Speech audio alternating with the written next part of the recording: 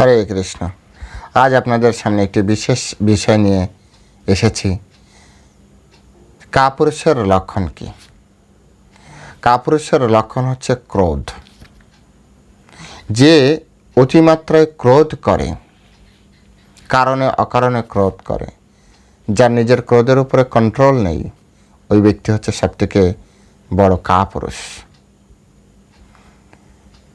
যে বীর পুরুষ সে তার ক্রোধকে তার কন্ট্রোলে রাখতে পারে।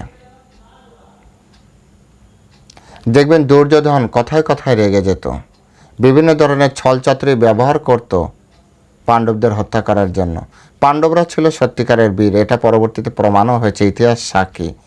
তাই তারা ছিল ধীর, স্থির, শান্ত, কারণ তাদের এইসব বিষয় নিয়ে পলিসি করার দরকার নেই, ক্রোধ করার দরকার নেই।